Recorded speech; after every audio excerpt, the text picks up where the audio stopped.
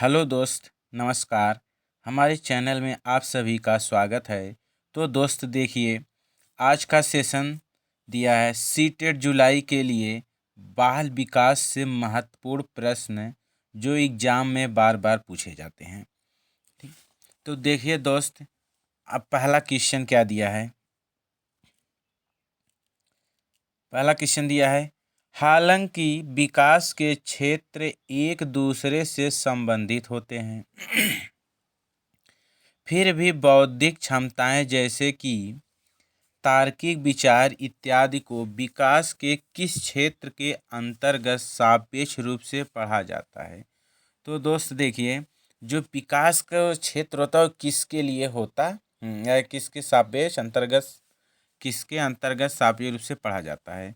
Option दिया है भावनात्मक, बी शारीरिक, सी संज्ञानात्मक, डी सामाजिक।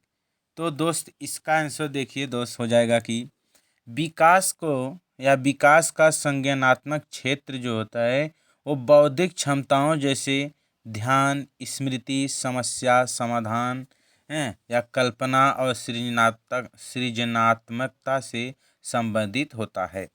तो इसका राइट संज्ञानात्मक क्षेत्र के लिए किसका संज्ञानात्मक क्षेत्र यानी option number C is right answer. देखिए नेक्स्ट क्वेश्चन क्या दिया दोस्त। नेक्स्ट क्वेश्चन दिया है कि प्रारंभिक बाल्यावस्था के दौरान निम्न में से कौन सी संस्था बच्चों के समाजीकरण की प्राथमिक संस्था की भूमिका निभाती है। तो दोस्त देखिए, जो बच्चे की प्राथमिक सामाजिकता होती है वो क्या होता है। तो देखिए पहला ऑप्शन दिया है सामाजिक मीडिया, बी परिवार, सी कानून, डी धार्मिक संस्थाएं।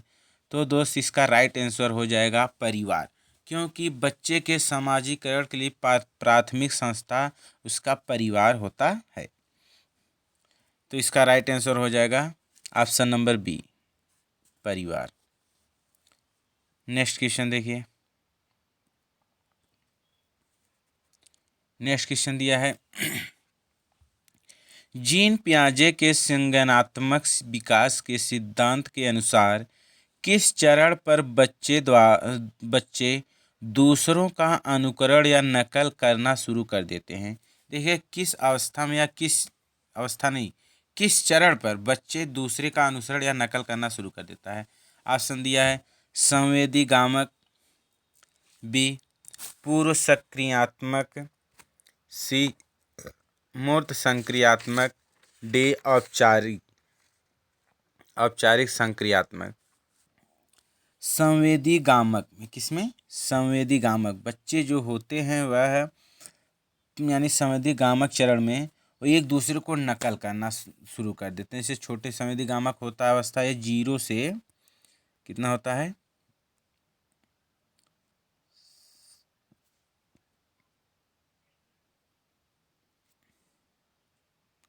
संवेदी गामक अवस्था होता है जो 0 से 2 वर्ष तक के बच्चे को लिए होता है। यानी इस अवस्था में बच्चे जो होते हैं वह दूसरे का नकल करते हैं। नेक्स्ट क्वेश्चन देखिए। जीन पियाजे के संज्ञानात्मक विकास सिद्धांत के अनुसार किस चरण पर बच्चे घटनाओं को भूत या वर्तमान और भविष्य के या भविष्य काल के सही क्रम में याद रखना शुरू कर देते हैं। जो भविष्य काल के सही क्रम में याद करना शुरू कर देते हैं। कैसा, जो घटनाएं होती हैं जैसे भूत मतलब बीत गया, वर्तमान में क्या हुआ, भविष्य में क्या होगा, उसको याद रखना शुरू कर देते हैं। तो ऑप्शन देखिए दिया है संवेदी गामक, बी पूर्व संक्रियात्मक, सी मूर्त संक्रियात्मक, डी औपचारिक संक्रियात्मक।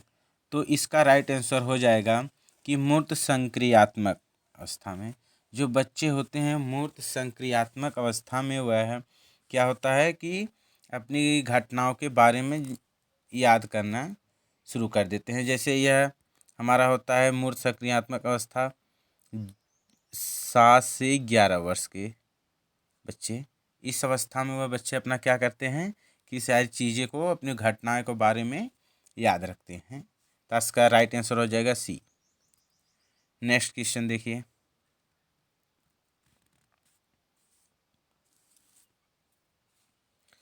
लॉरेंस कोहल वर्ग के अनुसार व्यक्ति किस स्तर पर अपने और दूसरों के व्यवहार को जरूर और इच्छाओं के, यानी जरूरत क्या है, यह हमारा जरूरत है, जरूरत और इच्छाओं के संदर्भ में जांचते हैं।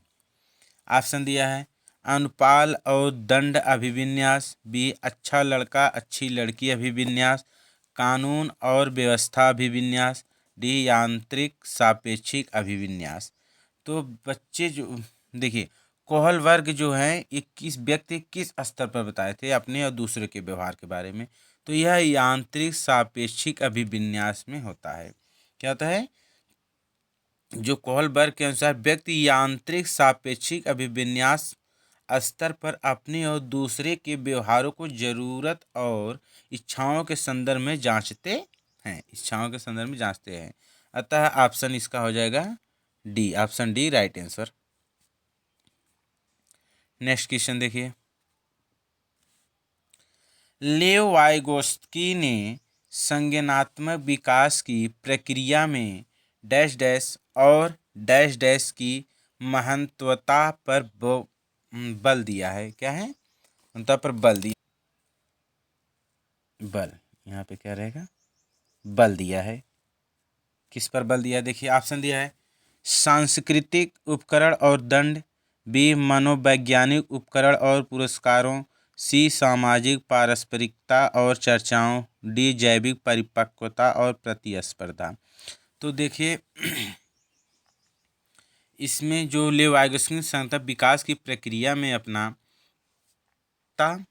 सामाजिक पारस्परिकता और चर्चाओं की महत्वता पर बल दिया है। अतः ऑप्शन इसका सी राइट आंसर हो जाएगा। नेक्स्ट क्वेश्चन देखिए,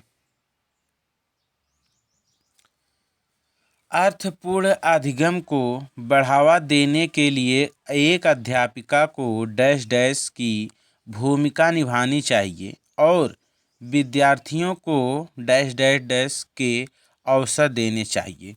तो देखिए कि अध्यापिका को क्या करना चाहिए कि ऑप्शन दिया सुसाधक या ज्ञान सर्जन से सक्रिय भागीदार बने, आदेशक जानकारी के निष्क्रिय ग्रहणकर्ता, सी जानकारी संभरक या ज्ञान के वर्षवर्ती ग्रहणकर्ता, डी अनुदेशक अनुकरणकर्ता। तो देखिए जो अर्थपूर्ण अधिगम को बढ़ावा देने के लिए एक अध्यापिका को सुसाधक, किसका, अध्यापिका को सुसाधक की भूमिका निभानी चाहिए और विद्यार्थियों को सर्जन के सक्रिय भागीदार बने। क्या है, सर्जन के सक्रिय भागीदार बने। तो ऑप्शन हो जाएगा हमारा ए, तो option A right answer, option A right answer. Next question देखिए, क्वेश्चन दिया है प्रगतिशील शिक्षा निम्न में से किसका समर्थन करती है। जो प्रगतिशील शिक्षा होती है वो किसका समर्थन करती है। ऑप्शन देखिए दिया है अध्यापक केंद्रित शिक्षा शास्त्र, बी अधिगमकर्ता द्वारा स्व मूल्यांकन, सी मानकीकृत पाठ्यचर्या, डी व्यवहार का अनुकूलन। तो दोस्त देखिए इसका हो जाएगा कि जो प्रगतिशील शिक्षा को समर्थन देता अधिगमकर्ता द्वारा स्व मूल्यांकन करना, जो अधिगमकर्ता सीखने वाले होता है वो स्व मूल्यांकन करते हैं। अतः ऑप्शन हो जाएगा B right answer. Next question देखिए, नेक्स्ट क्वेश्चन दिया है अनीता वैचारिक कौशल जैसे कि कारण या प्रभाव संबंध का इस्तेमाल होने वाली पहेलियों और समस्याओं को काफ़ी अच्छी तरह सुलझाती है। हार्वर्ड गार्डनर के बहुबुद्धि सिद्धांत के अनुसार अनीता के पास उच्च स्तर की बुद्धि है। तो देखिए इसमें ऑप्शन दिया है कि तार्किक गणितीय, बी संगीतीय, सी शारीरिक गति संवेगी, डी अंतर्वैयक्तिक। तो देखिए दोस्त, जो अनीता है वह अनीता के वैचारिक कौशल जैसे कौशलों तथा कार्य से यह पता चलता है कि उसके पास तार्किक गणितीय किसका उसके पास तार्किक गणितीय और बुद्धि है, जो हार्वर्ड गार्डनर के बहुबुद्धि सिद्धांत में वर्णित है। किसके हार्वर्ड गार्डनर के बहुबुद्धि सिद्धांत में वर्णित है। तो अतः ऑप्शन इसका हो जाएगा ए, ऑप्शन ए राइट आंसर, जो तार्किक गणितीय सिद्धांत।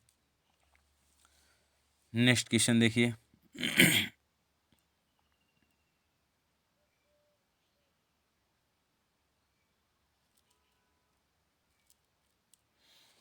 नेक्स्ट क्वेश्चन दिया है, अधिगम स्तर में व्यक्तिगत विभिन्नताएं किस वजह से होती हैं।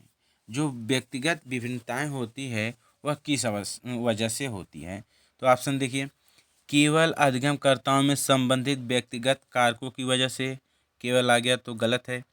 बी देखिए, केवल वातावरण से संबंधित सांस्कृतिक कारकों की वजह से, ये भी गलत। सी, व्यक्तिगत और वातावरण कारकों की जटिल अंतःक्रिया की वजह से। जो अधिगम स्तर होता है वह व्यक्तिगत भिन्नताएं इस वजह से होती हैं कि व्यक्तिगत और वातावरण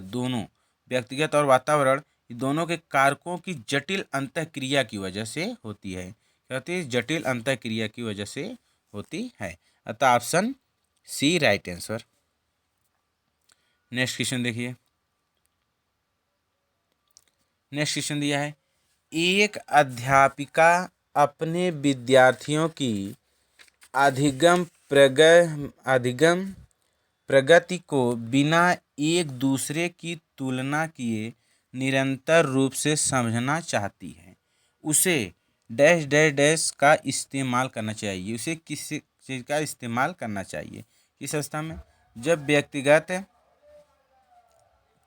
अधिगम प्रगति को वह क्या करते हैं, बिना एक दूसरे की तुलना किए निरंतर रूप से समझना चाहती है। तो यानी वह क्या होता है कि वह एक रचनात्मक मूल्यांकन का इस्तेमाल करने चाहती है।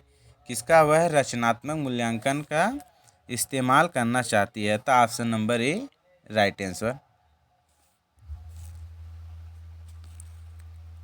नेक्स्ट क्वेश्चन देखिए, सभी विद्यार्थियों में अपनेपन संबद्धता की भावना विकसित करने के लिए एक अध्यापिका को क्या करना चाहिए।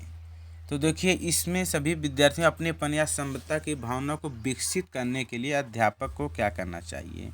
यानी अध्यापक को यह करना चाहिए कि उसकी विविधता और इसकी विभिन्नता या व्यक्तिगत विभिन्नताओं के प्रति सम्मान पैदा करे। क्या करें, उसके सभी विद्यार्थियों के विविधता और व्यक्तिगत विभिन्नताओं के प्रति सम्मान पैदा करे। अतः option number D right answer हो जाएगा कि विविधता और व्यक्तिगत विभिन्नताओं के प्रति सम्मान पैदा करे। नेक्स्ट क्वेश्चन देखिए। नेक्स्ट क्वेश्चन दिया है, विद्यार्थियों में समालोचनात्मक चिंतन के विकास हेतु निम्न में से क्या सहायक नहीं है।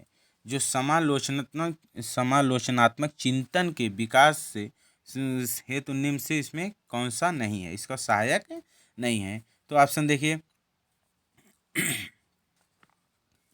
कि विचारों की अन्वयता प्रासंज्ञान, स्व पूछताछ और स्व आकलन, डी सुझाए समाधानों का मूल्यांकन। जो इसमें सहायक नहीं है, देखिए इसमें विचारों की अन्वयता को सहायक नहीं है।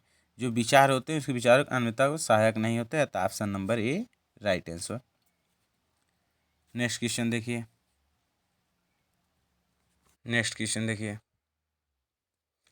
जीन पियाजे के सिद्धांत के अनुसार व्यक्ति आत्मसात्करण और समंजन के